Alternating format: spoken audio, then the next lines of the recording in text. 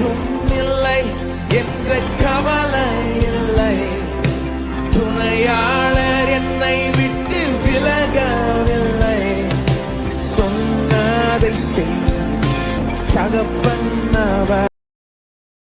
தூய் ஆவியின் திரியேக ஆசீர்வாதம் நம் அனைவரையும் ஆசீர்வதித்து காப்பதாக. ஆமீன்.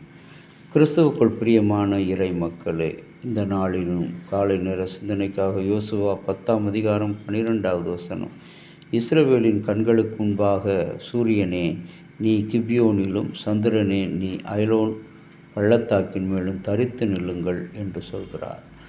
கிறிஸ்துவுக்குள் பிரியமான இறை மக்களே, இந்த இஸ்ரவேல் மக்களை தேவன் பாதுகாத்து அந்த கிபியோனி மேலும் அயலோன் மேலும் தேவன் இரக்கம் கொண்டு யோசுவா கர்த்தரோடு பேசி சூரியனை பார்த்து கிபியோன் மேலே நிற்க சொல்கிறார். அயலோன் மேலே சந்திரனை உடைய பள்ளத்தாக்கில் தரித்து நில்லுங்கள் என்று சொல்கிறார். இந்த சூரியன் என்பது வெளிச்சம். ஆண்டவருடைய வெளிச்சத்தை அவர்கள் கண்டுகொள்ளாதபடி இருந்த காரணத்தினாலே அதுவரை கண்டுகொள்ளவில்லை. ஆகவே தான் அவர்களுக்கு கடவுள் என்ற சூரியனை வெளிச்சமாக அங்கு கொடுக்கிறார். 18 வயது நிரம்பிய ஹட்சன் டெய்லர் தன் தந்தையினுடைய லைப்ரரியிலே நூலகத்திலே சென்று ஒரு துண்டு பிரசுரத்தை காண்கிறான். அதில் இருந்த செய்தி அவனுடைய வாழ்க்கையை மாற்றுகிறது. இயேசு கிறிஸ்துவை தன் சொந்த இரட்சகராக ஏற்றுக்கொண்டு வெளியூர் சென்றுவிட்டு திரும்பிய தாயிடம் அந்த நற்செய்தியை ஹட்சன் கூறினார்.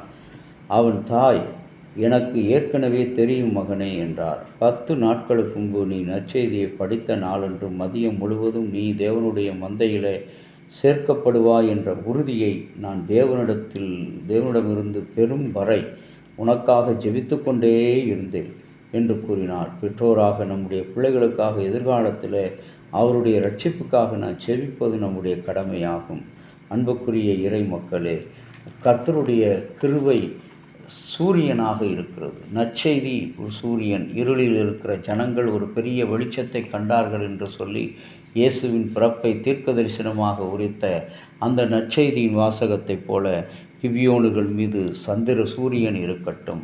ஆயலோன் பள்ளத்தாக்கில் சந்திரன், அதாவது வெப்பமாகவும் குளிராகவும் அவர்களுக்கு சீதோசன நிலை மாற்றும்படியாக இருக்கிறார்.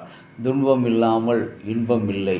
துன்பமும் இன்பமும் மனிதனுடைய வாழ்க்கையிலே கலந்து வரக்கூடிய காரியம்.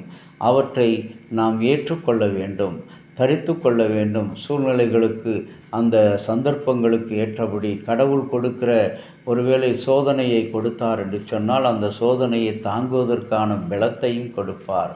ஒருவேளை வியாதியை குளிர்ச்சியாக கொடுப்பார் என்று சொன்னால் அந்த வியாதியை நீக்குவதற்கான வழியையும் காட்டுவார். ஆகவே தான் அவர் சூரியனையும் சந்திரனையும் நமக்கு அடையாளமாக கொடுத்திருக்கிறார். இன்றைக்கு நம்முடைய வாழ்க்கை எந்த நிலையிலே இருந்தாலும் நம்மை வெறுக்காத இறைமகன் இன்றைக்கு நம்மோடு கூட வருகிறார். இந்த நாளை நாம் கடவுள் சமூகத்தில் ஒப்புக் கொடுப்போம்.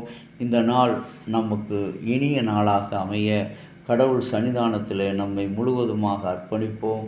ஆண்டவர் நம்மை ஆசீர்வதித்து வழிநடத்தி காப்பாராக. ஆமேன். ஜெபம் செய்வோம். இரக்கமுள்ள பரலோக பிதாவே, உம்மிலே விலங்கொள்ளும் மனிதர்களெல்லாம் பாக்கியவான்கள் என்று எழுது என்று சொன்னீரே.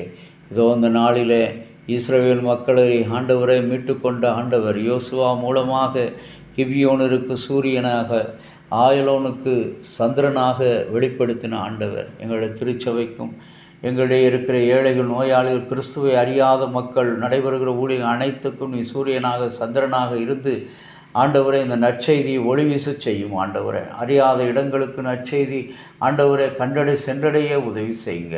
எங்கள் அத்தியட்சர், ஆலோசனை சங்க செயலர், ஆண்டவர் உறுப்பினர்கள், குருமார்கள் அனைவரையும் ஆசீர்வதியும். இறைமகனும் மீட்பர் ரட்சகருமா இயேசு நாமத்தில் வேண்டுகிறோம் நல்ல பிதாவே. ஆமேன்.